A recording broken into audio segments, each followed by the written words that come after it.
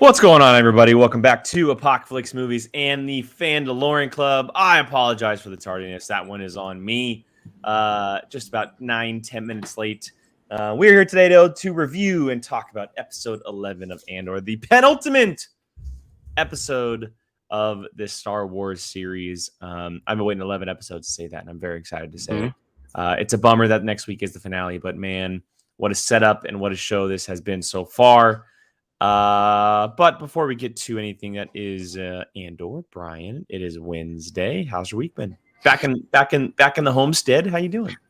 The second you said how are you doing, the church bells went off. Can you hear them?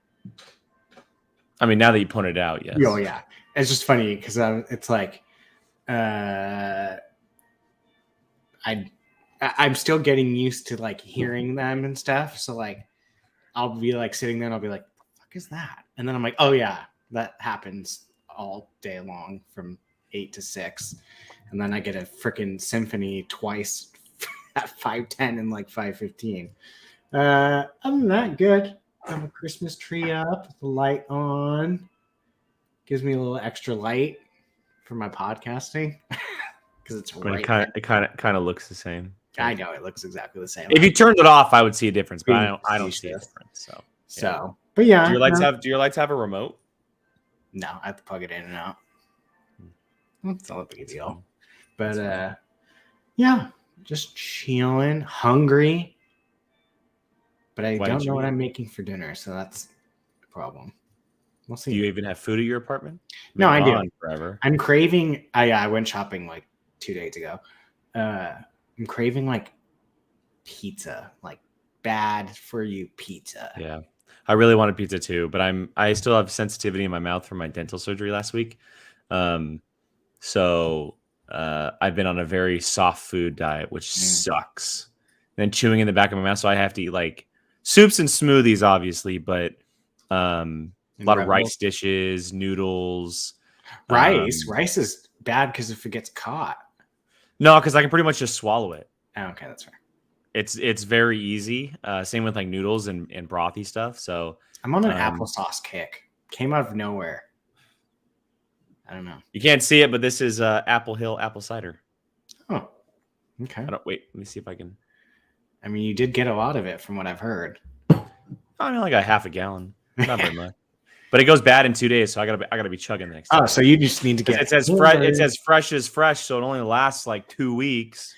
Doesn't last like typical apple juice or cider or anything. So I got to be chugging that stuff. Well, then good thing Friday is 2 days. It expires in 2 days. You get to just go nuts on Friday. I know, but I just like drinking so many other things. I don't want to dedicate my next 48 hours to apple cider. Well, but we'll see. You only drink it for the little bit that you go to Apple Hill, and then that's it for the year. I might find a cool way to make like some type of fancy drink or something with it.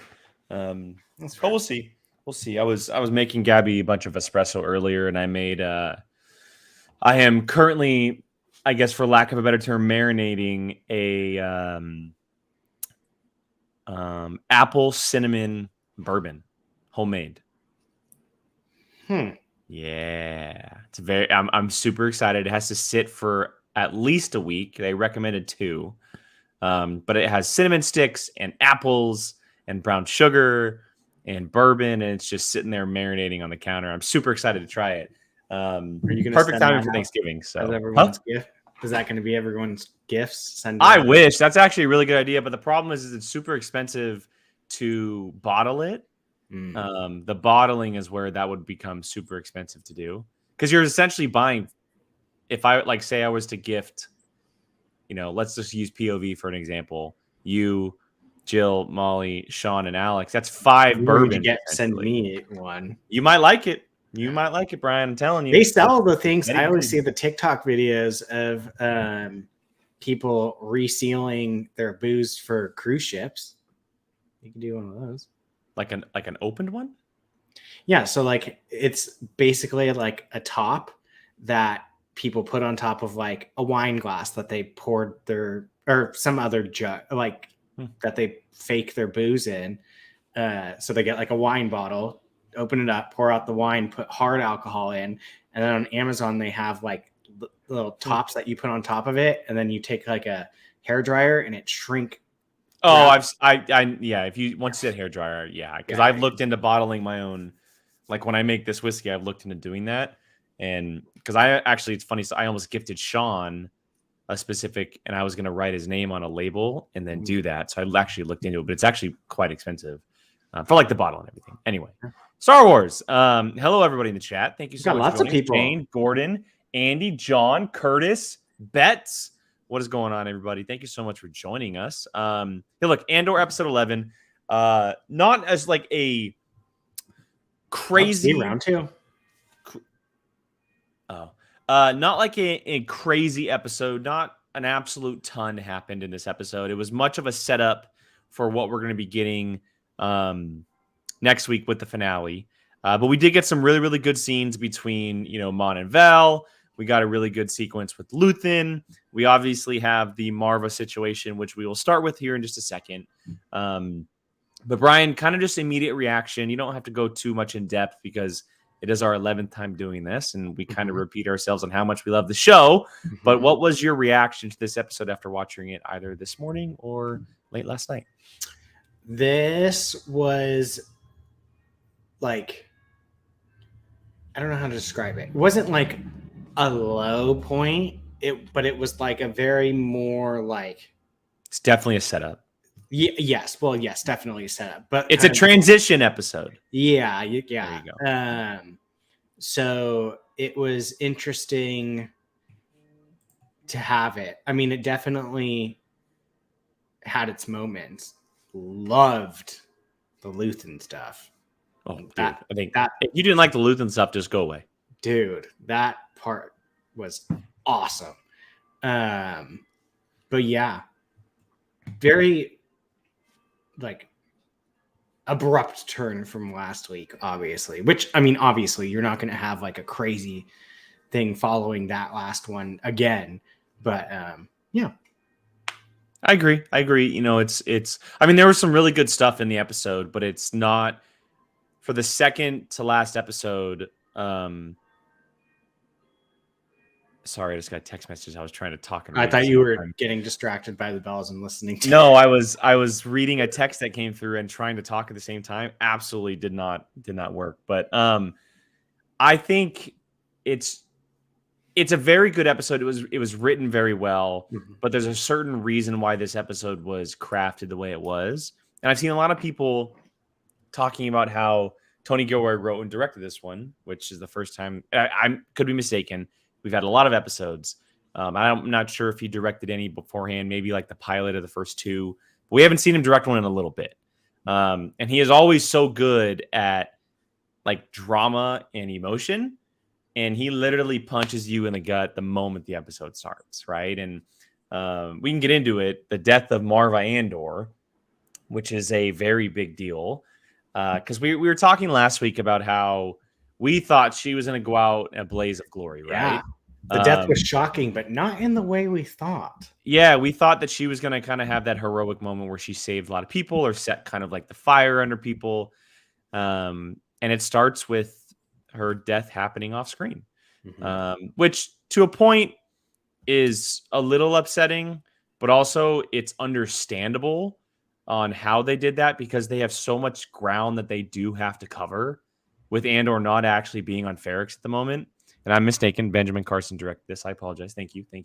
I thought Tony Gilroy directed. I'm not sure, but it's an interesting choice. But I think when you look at the overall picture, it's a better choice because we would have had to, and they could have time jumped. Obviously, like they could have done that, but Andor's nowhere near Ferrix right now, and he's trying to find his way back. He's back, and now, and now. That phone call he gets of like, or he makes a phone call, then someone tells him over the phone, your mom died. Now he has a full-blown reason to come back in, guns a-blazing and do his thing. And we talked about how he exactly may find a way to like implant himself officially as a rebel. She always wanted him to be one. Now it's kind of like she passed. Her dying wish essentially is her wanting him to be one. He's 100% going to do it after this death. And it's kind of like the catapult that pushes him forward. Which is ironic because he's kind of already started that path, but never told her. Yeah. Well, he said it. He said it on the phone. He said she'd be proud of me. Tell her she'd be proud of me. Yeah. I definitely didn't see it coming. Let me rephrase that. I definitely saw her death coming, but not in this style, which is interesting because they kind of almost like, I mean, they didn't build her up to be this like amazing character. She was only in like what, 2, 3, maybe? No, she was in a couple episodes, but she was in the first 3 heavily. Okay, that's fair. Because they were all on Ferrix, and then she popped in for like maybe 1 or 2 after that. Yeah. Okay. So, I mean, her presence was obviously felt, but it's kind of interesting how like she died almost like to us, how she died to Cassian. Like she just died. Which might have been the point. Yeah. I mean, she literally just died off screen. Didn't know, it just happened. And that's almost kind of basically how Cassian found out. She's just dead. And you just kind of have to like accept it.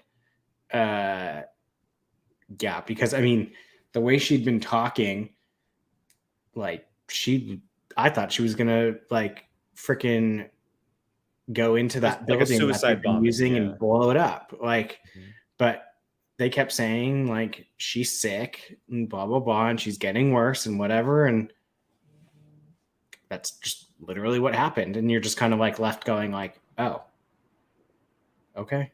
Like you just have to accept it. Just kind of like he just had to accept it. It was, so it's interesting. It's very interesting that like something like Star Wars where the characters are important. Like it's very rare. I think this is the first, and I could be mistaken, right? Because there's so much Star Wars, but is this the first time we've seen an off-screen death in Star Wars? Because they like we obviously saw Leia pass in episode 9 after trying to think Carrie if there's Fisher had passed. Like a Jedi, and maybe like a more major prominent story character a la Marva. I don't know if we've ever seen someone pass off screen. That it's hard to think of, obviously, but off the top of my head. Oh, Ezra's parents. Yeah, but we never really actually met them. Yeah, I mean, if you're comparing it to like, I mean, we spent time with her for a couple of episodes, and yeah. So I do want to bring up a comment here because I thought this as well. There you go.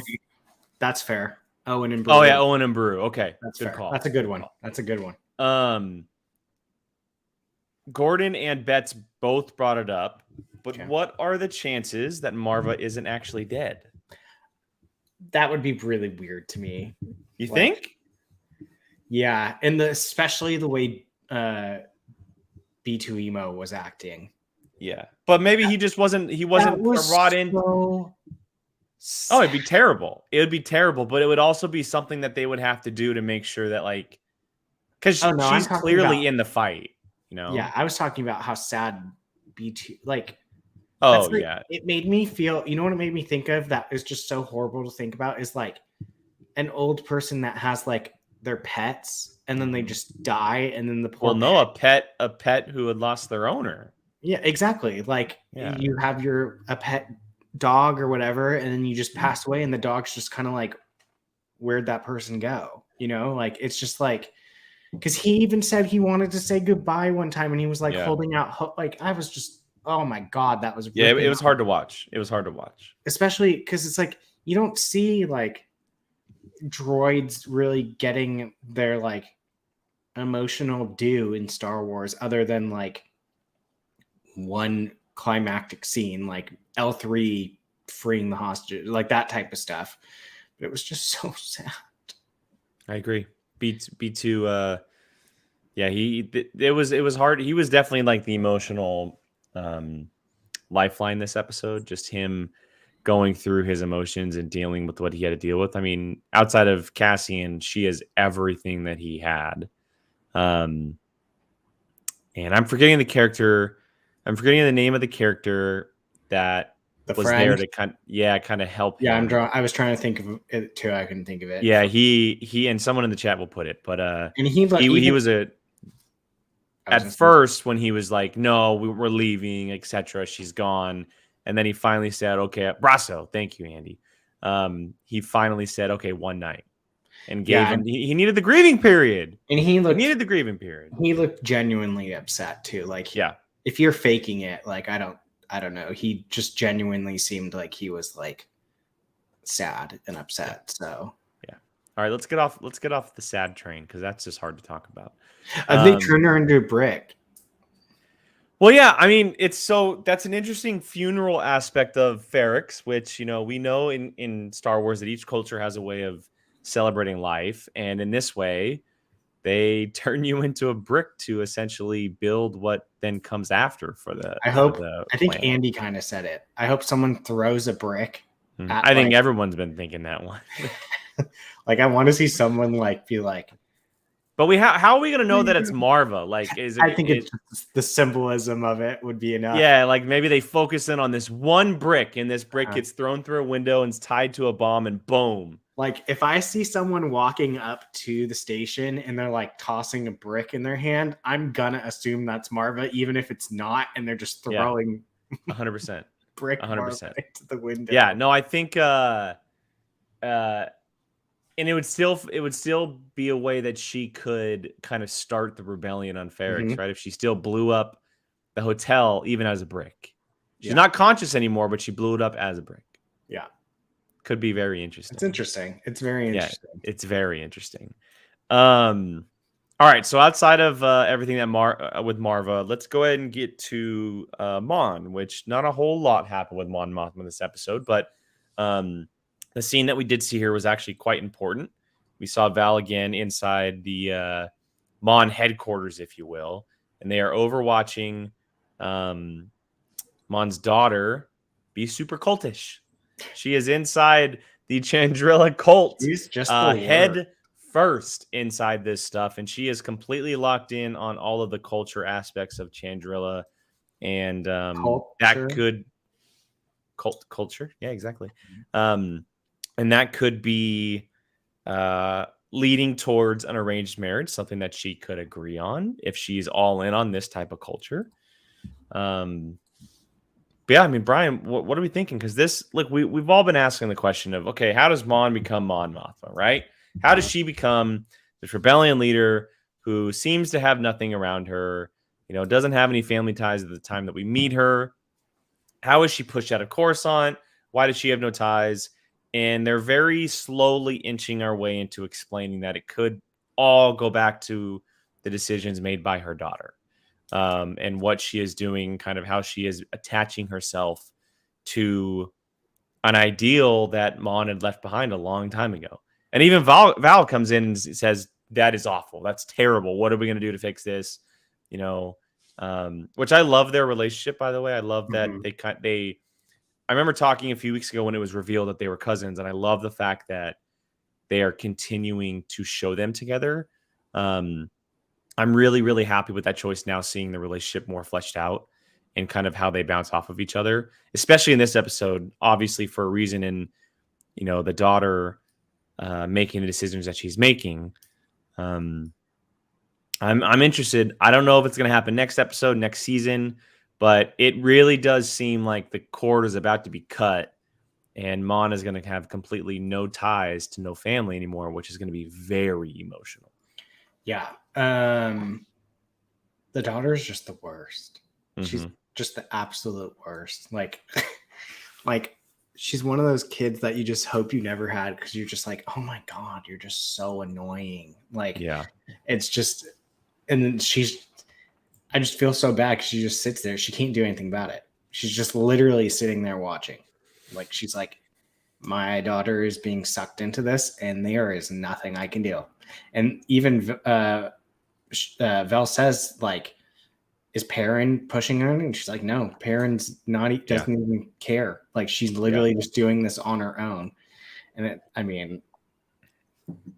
kid that age, you tell them, no, you can't do this, they're going to do it 10 times harder. So it's like, yeah, she's just in this unwinnable position. She always just seems to be like trying to do the best, but just stuck in the worst possible positions.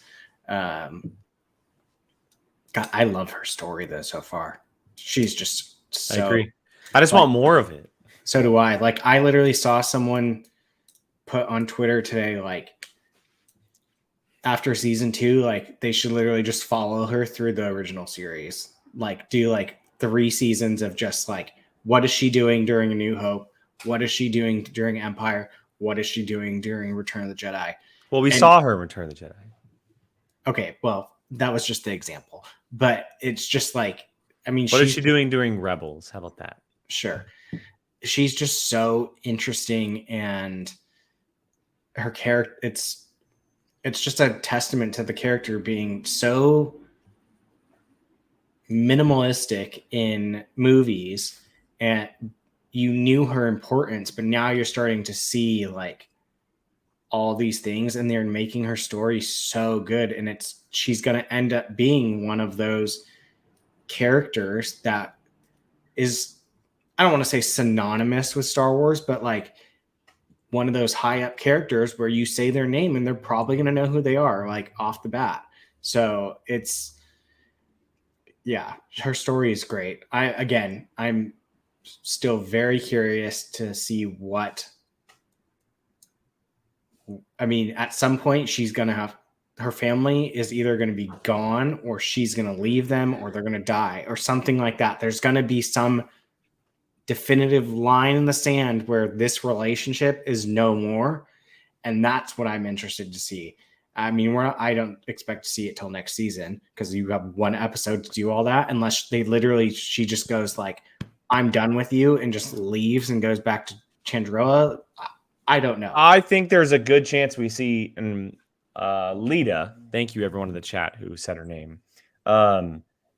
I think there's a good chance Lita leaves and goes home to Chandrila, because she is so invested in the tradition of Chandrila. And we know that basically, not that she will never go back, but that Mon is pretty much cut all ties with them. Clearly doesn't want to be there, doesn't believe in what they stand for.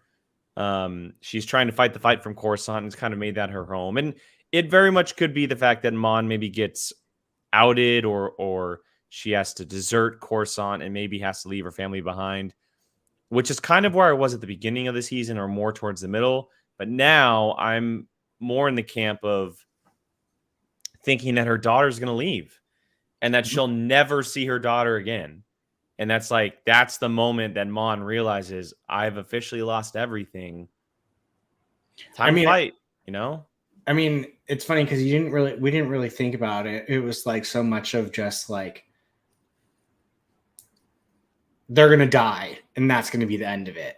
But I mean, in real life, how many times do people literally go their separate ways because of different beliefs and different ideals? I mean, I have friends and family that I've literally stopped talking to because of what they believe in, and it's just wrong. And there's many of that going on right now.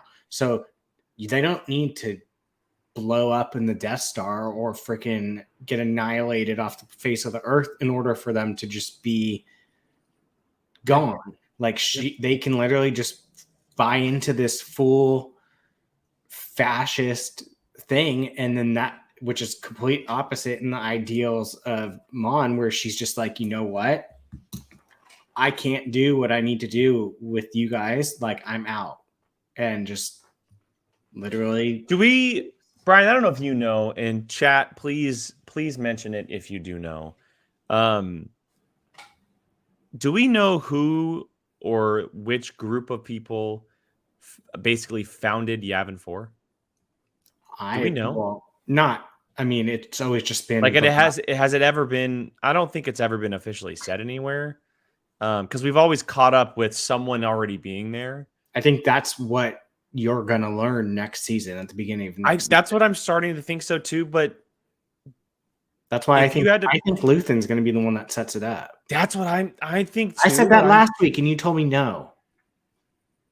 Well, because I think Luthen's gonna die, that's why. Um, uh, I'm starting to think that Mon is going to have a huge hand in all this. Heck And yeah. she's not as, and I know that I look, step back, chat, stop typing your types, retract a little bit, okay? I already know that she has a huge hand in the rebellion. Obviously. I'm saying like, He's not new here. I'm saying in the fact of not like maybe some decisions where she's like the full-blown singular leader at moments, and I could be totally wrong. Luthen could very well be that person. Or it's a group of them, Luthen and Mon and Bale obviously is heavily involved, right? And That's maybe why Cassian's involved because we haven't gotten to Cassian. We talked about it last week, but he very much feels like one of those strong 4, 5, 6 pillars that the rebellion is going to be built off of. And maybe we didn't realize in Rogue One how actually important he is. And I think that's what they're setting up. But yeah, I'm starting to get really curious on not just who decided, Yavin 4, but why, when, what's the reasoning, how. Like I'm starting to get really curious about all this stuff that sets up the official rebellion, not just these cells that we experience like through this and Rebels. I want to see the true beginnings of like, okay, we're making the home of the rebellion on Yavin 4. It's not just a thought as much as it is. Now there's an actual base for it and stuff like that.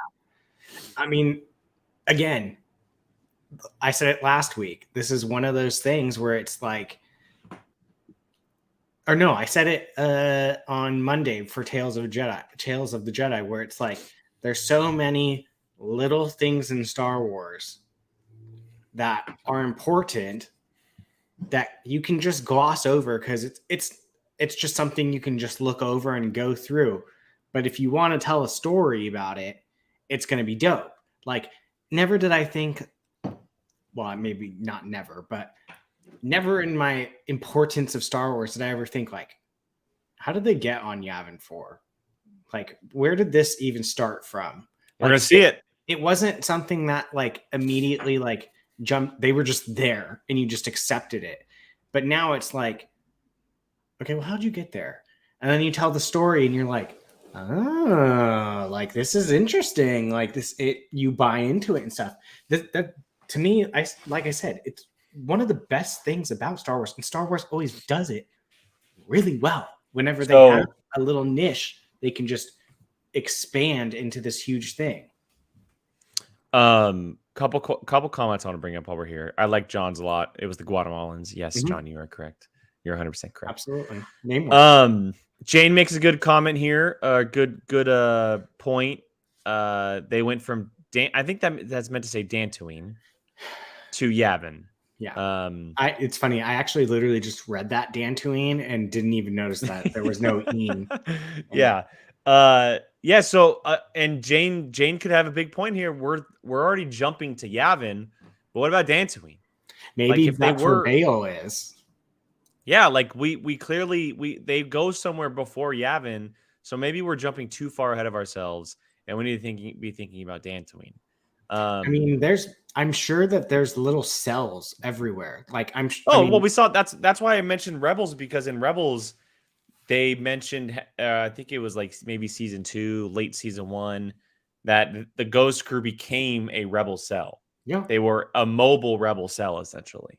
I'm sure there was. I would easily buy that. Like Bale's setup was on Dantooine. Like that was. Yeah, Gene. I know he's on Crate, but I'm just saying, like, the second I said that, we have so many encyclopedias in the chat. It's incredible. I know. It's funny. The second I said him setting up on, but they beat us to it. It's like they're reading our minds. I went, oh wait, Leia found that one on Crate, and I was like, but who knows? I mean, if someone said that there's a cell already established on Dantooine and it's led by so and so, I'd be like, oh okay. And then it would make sense. Yeah, and that Yavin 4 is like, okay, let's all come together. Like that, I would be like, oh, okay, that's fine. Like totally and Andy brings up another good point that ties into all this is that it very well could be Mon because of the money aspect of it all. Yeah, right. She at this moment, we're not 100% sure. Obviously, glamorous place. It was literally in ruins. Yeah, but Mon's also losing money left and right. So like, of course they can't afford much. They the Rebel Alliance clearly has a lot of beneficiaries that are behind them. Mm-hmm. Mon is one of them, but she seems to be one of the main ones, if not the main one. So deciding something like a base or location would probably come down to her and one other person, Which is because it is her money going into it. Which is funny because didn't they just get like $80 million? So it's like, yeah. But like, where's that going? I mean, well, Luthen and Mon are like, they're like here right now. So they're on total ends of the spectrum. It's curious. I think it's going to be very interesting. And I do agree with what Andy said, that I will probably see it happen in the first or second arc next season. Within one of those first 2 years. It makes the most sense. Because by the time Rogue One rolls around, they're full blown kicking. Yeah. Obviously, it's right before New Hope. So, and we think that the Rebels are there for at least a year or two on Yavin, doing their bidding. So, wait and see. We'll wait and see until next week. But anyway, all right, let's go ahead and move along and talk about, who am I talking about next? Andor or Luthen? Who do you want to go with, Brian? Well, all right, let's talk about Luthen. Yeah. Andor kind of has less stuff, so let's go Andor, and then let's talk about Andor. Didn't really do a whole lot this episode. No. We saw him and oh my god, why am I blanking on his name? Melshi. We saw him and Melshi split, which was an interesting choice. Very interesting choice. Almost not so much a split as Cassian was like. Well, no, not so much. Melshi kind of said, "Oh, we have to split up. Like, that's true. We're going to get caught. We have to go our separate ways." Which is interesting, just because we know that in Rogue One they come back together, so they both find their way into the rebellion at some point. But you could tell Melshi was much more in a mindset of people need to know what's going on than Andor is this time. Yeah, and then he gets that phone call where he learns of his mother's passing, and it just seems like he's headed back to Ferrix. But I do want to talk about the opening scene with them and those two aliens and the quad jumper. What a great Star Wars scene. Dude, what a great Star Wars aliens scene. were weird looking. Not in a bad way. I love a good weird Star Wars alien. But the guy that and they were practical too, which made it even better. Yeah. The one that was in the back that had like the blade hand, I was like, oh, you are an ugly son of a gun, but I like you. So it was funny because I love how they talked and they were just like kind of just like doing their stuff. They were playing a tune in their own head for sure. Yeah, but they like also set up that trap to catch them. Yeah, those like super thick spider webs. Yeah, like they didn't try to catch them, but they like had a trap set in case their thing got stolen, and they did it, and that exact same thing happened. And it was cool. One of my favorite things is about Star Wars is seeing all these weird aliens and stuff. So like anytime I'm getting aliens and new aliens and stuff, like I'm like, sweet, like dope. Like we should be seeing more aliens almost than humans, like in this type of story. Obviously it costs a lot of money to do these things, but like this is the type of things that I like to see, where it's like there are aliens that I would absolutely believe would just be hanging out somewhere, and then and a quad jumper. I remember that. I remember one of those. What movie is that from, Brian? I was gonna say Rise of the Skywalker. Force Awakens. Almost gotcha. No, it's that's what we love about Star Wars. That's why we all fell in love with Star Wars, is the creativity and the kind of jumping into another world or galaxy in this case. And I love the reference there by Gordon that reminded of him Encore Plot. Definitely the same vibe, different species obviously, but very very similar vibe, how they kind of walked and talked and everything. The one in the back, like I could legit see like that being a horror movie monster. Like he was an ugly son of a gun with the freaking like razor blade as a knife as a hand. I was like, oof. Loved it. Loved it. Creativity. I love it. It's Star Wars. It's what we've been asking for this show. And I know the show is focused on a lot of people who aren't obviously aliens, but it when we can get it, I do appreciate that they do throw it in there. So especially like the amount of different places we've gone, like we haven't really seen. We've gone to like a new planet every week, essentially. I know, and this is like, I mean, they'll be in the background, but like conversational wise, this is like one of the first times in this whole entire series. Yeah. So, and I love how they were just like, yeah, screw the Empire, let's get him. And they just I was gonna bring up Andy's comment. Yeah, Oh, you can. It was a great way Yeah. to kind of start to feel, or to understand in just that very brief moment how that species thinks. Mm-hmm. They have one thought, and then immediately another thought oversees it, and they're like, "Oh wait, no, that's right. Yeah, Like they're that type of character. And it was great. It was a great brief little opener to get them to the ship and everything. I really enjoyed it. But outside of that, not a whole lot happened with Andor. He went and got his box back at his hotel room or apartment, and someone else is living there. And then him and Melshi split. He obviously gets the phone call, and from what we know is that he's basically going to be heading straight to Ferrix, and we're going to see him on Ferrix next episode. So I think wasn't the title of the episode like Back to Ferrix or something? no, it was Daughter of Ferrix. Daughter of Ferrix. Okay, never mind. Yeah, Daughter of Ferrix. But yeah, no, I love a good alien. Who doesn't in Star Wars? All right, let's talk about Luthen. Let's finish up with Luthen here. The Best. best stuff in the episode. Would you agree with that? Oh, easily. Just making sure. I have been waiting for this laser beam ship since the freaking preview, and the fact that it was in episode 11. You made me wait till 11 for that dopes thing, and it paid off. Well, yeah, and it did multiple things in the episode that we haven't seen from Star Wars before. First of all, those little missiles that he shot up at the tractor beam were incredible. They were incredible. I likened it to what were they called? Mando's was the whistling birds, or the is that what they were called? I think so. His little rockets that he shot out of his wrist. Yeah. They were called whistling birds, I think, right? I think so. Andy will tell us. Yeah, Andy will tell us. And they were very similar to that. They shot out the back of the ship. They blew up the tractor beam, and then he goes full blown just NASCAR driver on the Empire and starts mocking up TIE fighters all over the place with an incredible laser beam that comes out of his ship. I mean, the creativity on that thing is incredible. That is just.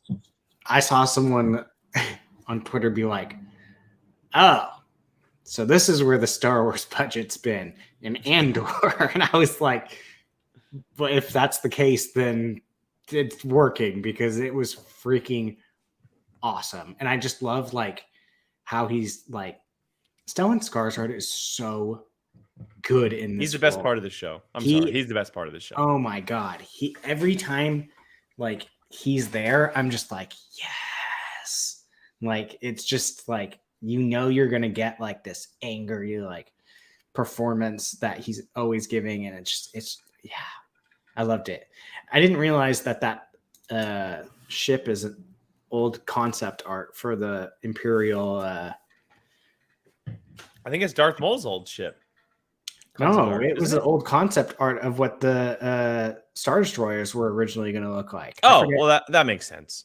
Because we've seen it in Star Wars before, how they've repurposed stuff a lot. Yeah. So it's awesome. Like that ship, I was like, oh, I can actually like see that.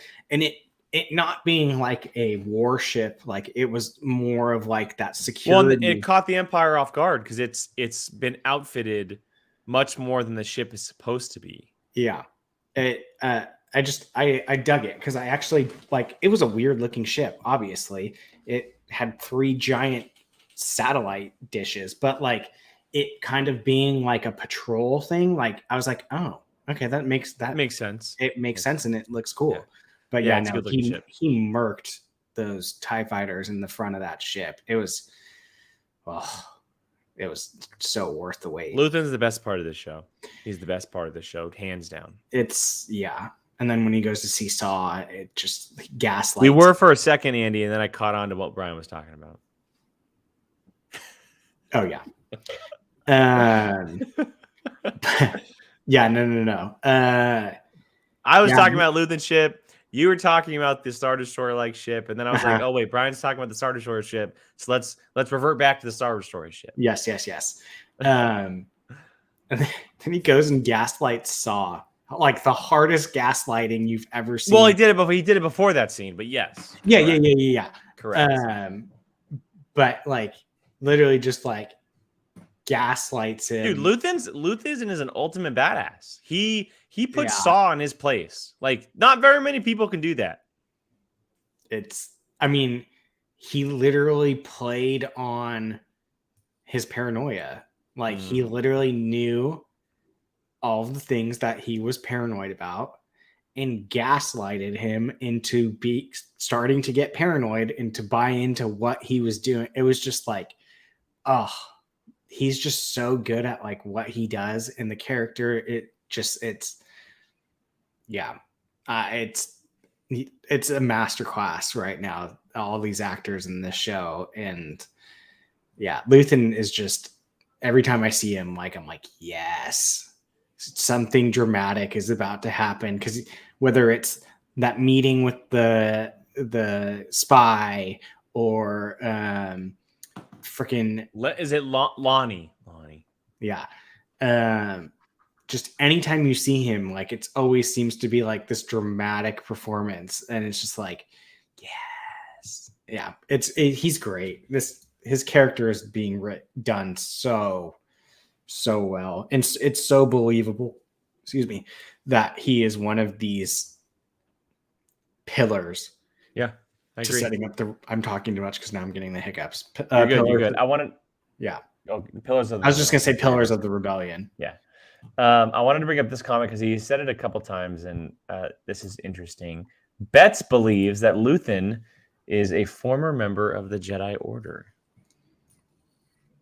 I don't believe that personally, but I can see where he or she is coming from. Yeah, I don't think so. I don't think Tony Gilroy wants anything to do with Force and lightsabers. And could you imagine though if like it popped out next episode and the dude just pulls a lightsaber out? Like, whoa. I don't know if I would like it though. I mean, I wouldn't like it personally, but you know, it would definitely be like oh man. But like, I don't know. I mean, I'm loving how he is just being this like. He's good at what he does. He's incredible at what he does. Yeah, and I really like his assistant too. She's like a no. She is the what is the terminology? She's the true MVP of this show. I'm forgetting the right terminology, but she is not foundation. She does on the scale. So we've only seen bits and pieces of her, and the bits and pieces that we've seen have been incredible. She runs everything. Like, she legit runs it all. She can talk Luthen into doing anything she wants. Like, Clea, thank you, Gordon, thank you. And Luthen may not, do it every time, but she legit is not afraid to say or do whatever she wants, and I love it. She put Vel in absolutely love it. Yeah, exactly. Like that scene with Vel was amazing. It was so good. Yeah, this show is just so well done in every aspect. It's phenomenal. Each actor is just. I don't even have the words because each character is being played so well, and by people you've never even heard of. Dedra's character, like I hadn't heard of her before, and she's amazing. Like she's one of those people that you're just like you find yourself cheering for, and then all of a sudden it's like, oh no, like you're really bad. And Luthen came out of nowhere. Stellan Skarsgård's just. I don't even have a word. I was going to say rocking it, but it's just, yeah. He's rocking it. It's been great.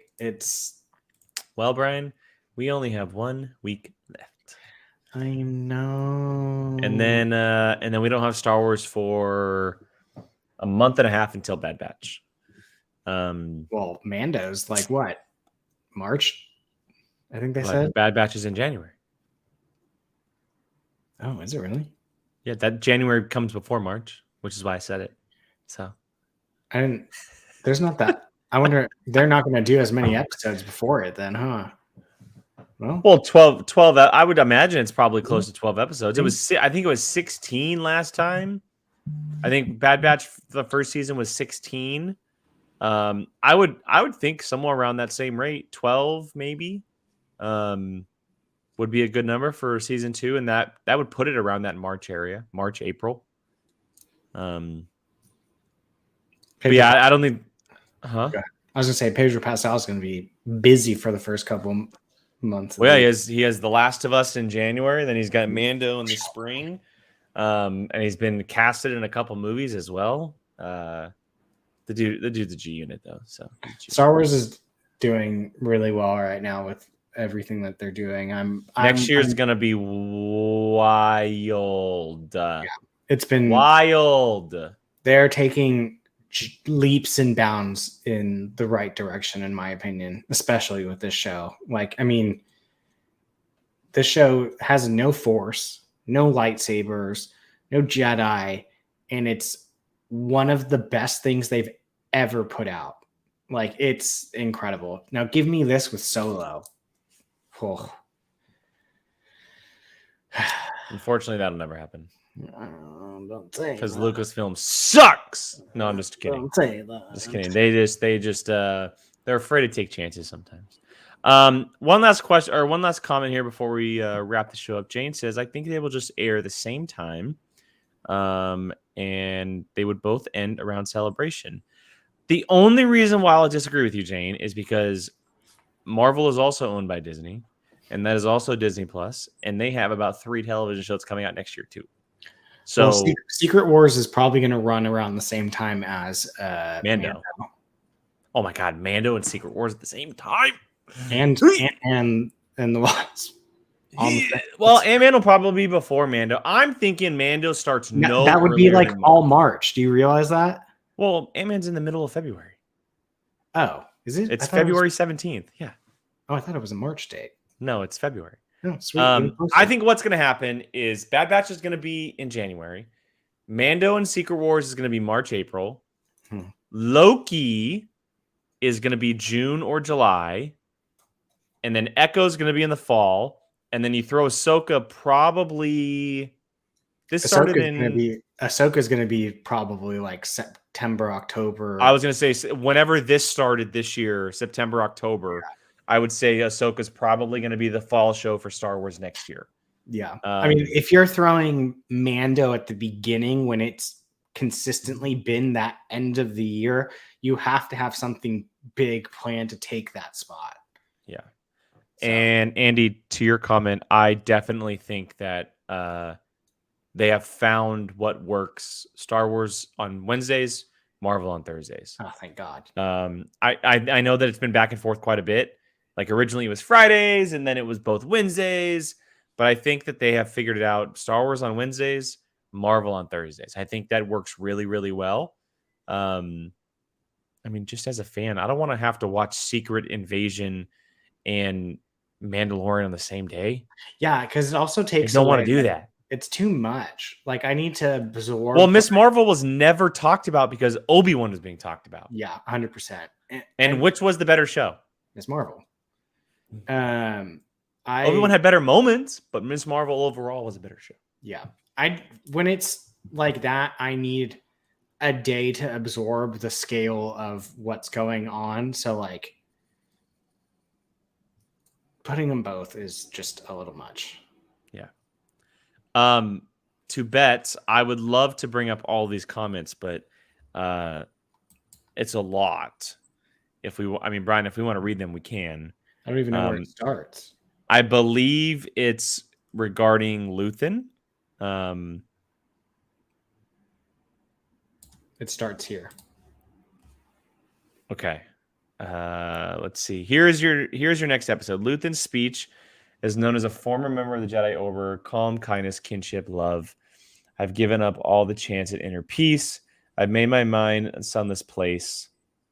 I share my dreams with ghosts. I wake up every day to an equation I wrote 15 years, from which there's only one conclusion. I damn for what I do. My anger, my ego, my unwillingness to yield. my eagerness to fight. They've sent me the path on which there is no escape. I yearn to be a savior against injustice without contemplating the cost. And by the time I looked down, there was no longer any ground beneath my feet. What is my sacrifice? I contend to use the tools of my enemy to defeat them. I burn my decency for someone else's future. I burn my life to make a sunrise that I know I'll never see. No, the ego that started this fight will never have a mirror or an audience or the light of gratitude. So what do I sacrifice? So Bets, just to clarify, you're saying that's coming straight from someone who talks like a Jedi, I'm guessing, is what they are saying. Right, if you're reading that correctly. Oh, one other thing I forgot to bring up. Brian, if you're reading that correctly, what? Betts is saying that speech sounds like it comes from a Jedi. Oh, I see what you're implying. It's a speech from the last episode. I mean, politicians give really good speeches, so like even if you don't like enjoy. And let's also his age, Luthen's age. He operated whatever he was before all of this. He clearly knew Jedi. You know, like doesn't mean he is one. Just saying. I just don't want him to be. I don't need him to be one. Yeah, that's. I don't need him to be one. I'm more. I don't want him to be. He could be, but I don't want him to be. Yeah. Also, one last thing that I was trying to remember to bring up the whole time: the symbolism of Cassian looking on the beach, just into the distance. I was like, oh. Yeah, the next time he looks at a beach, he dies. I know. I was just sitting there like, oh no, don't do it. Don't look. Yeah. But yeah, great episode. I mean, I'm very curious to see how they end this. I think they're going to leave you on a cliffhanger. You think? Yeah, dude. They're going to leave us on Luthen's death. What's just going to happen? No. For someone that loves this character so much, you want him dead so badly. Because everything ends badly at this time for the Rebels, Brian. Everything. He can die next season. Give me some more time with him. No, I don't think he dies. I think he bites the dust in the first episode of next season. Oh, I don't know. We'll see. We'll see. Anyway, everybody, we will be back next Wednesday to discuss the finale of Andor. Very, very excited to do so. Maybe we'll have a special guest. I don't know. We'll see. Yeah. We'll see. I'm not going to reveal anything just yet, but we'll see. We'll be here 5 o'clock Pacific right here on this channel. Of course, if you are interested in anything else on this channel, we have our main show on Tuesday evenings, 7 o'clock, where we discuss everything that is movies. Television shows as well, of course. This past Tuesday, we did everything that was Black Panther Wakanda Forever, full-blown spoiler review. It is up on the channel. You can also follow us on all the audio platforms if you'd rather listen to us rather than see us. We get it. We're not the beautifulest people in the world. We understand. You can listen to us wherever you can find your podcasts. Apple, Anchor, Spotify, all that good stuff. So, so for Brian and myself, thank you all so much for joining us, hanging out, correcting us all night long. We appreciate you all. Have a great rest of your week, and we'll catch you guys next time. Bye, guys.